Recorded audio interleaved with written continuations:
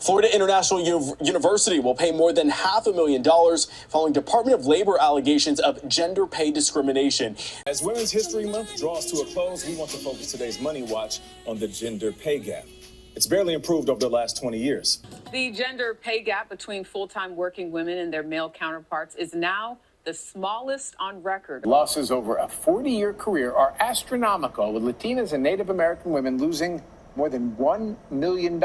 Black women lose just under $1 million, and white women lose a little more than $500,000.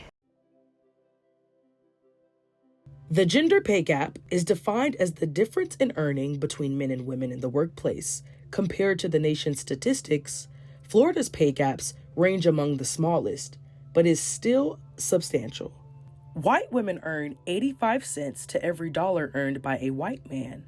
However, women of color struggle more. Black women in particular earn 60 cents to every white man's dollar. Tasha Mee Williams is an at-home healthcare nurse who has many years of experience in the health industry. My current position is home health care nurse. I have over 20 years experience as a nurse. First became a nurse in 2003. And with that, I've done home health for about the last 5 years now. At some point, what I've experienced is, we're paid depending on experience. And it doesn't matter whether one of my male counterparts has less experience than me, they still do more or less get the same pay. And on average, if they do somehow with less experience get either the same rate or lower, they're able to go in and demand a higher pay rate, and more than likely it's accepted and they do get a raise. So they are able to demand more. In June 1963, Congress passed the Equal Pay Act. According to the U.S. Equal Employment Opportunity Commission, or the EEOC, the act protects men and women who perform equal work in the same establishment from sex-based wage discrimination.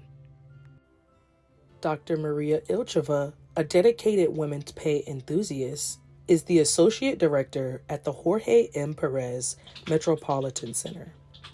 Women than men are part of the labor force.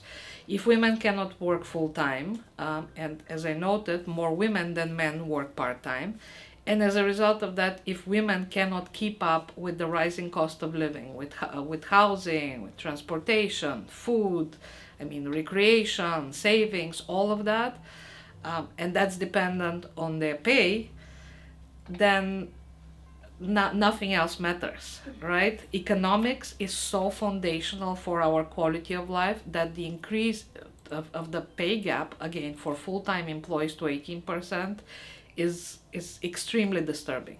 The fact that the pay gap persists is important because it raises questions and it gives us the opportunity to study why. Why are women falling behind in pay?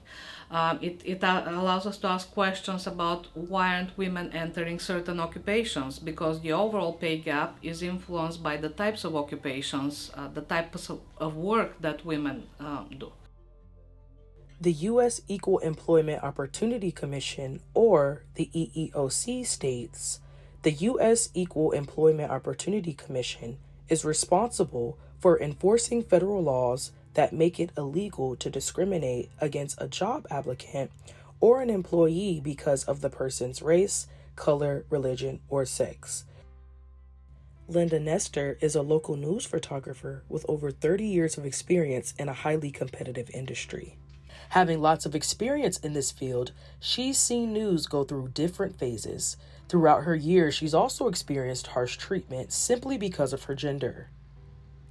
I graduated in 1982 and I had no job.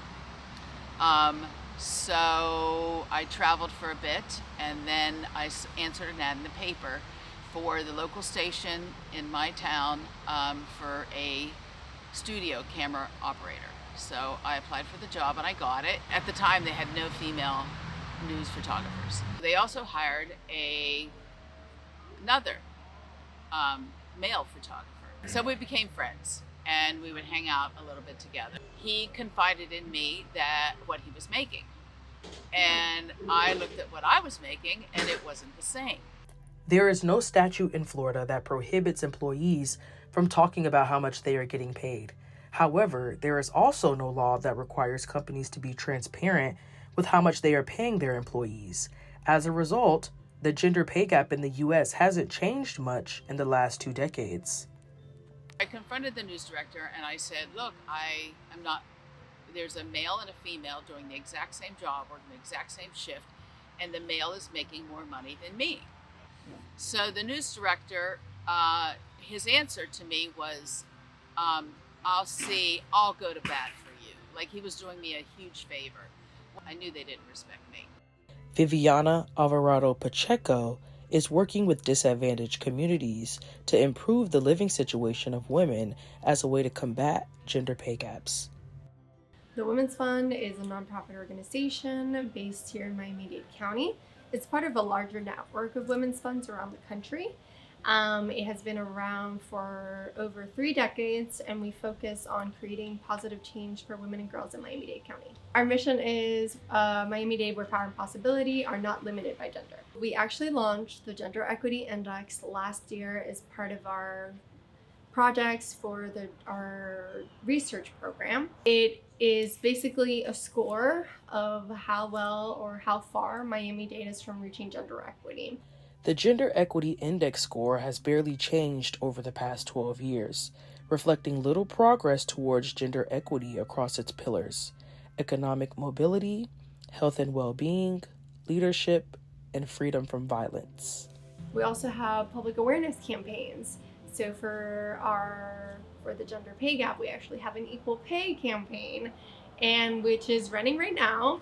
And it is, Daddy, why are you still paying women less? We bring experts together to talk about specific issues happening in the community. For the last grant cycle that we did, we focused on early childhood learning.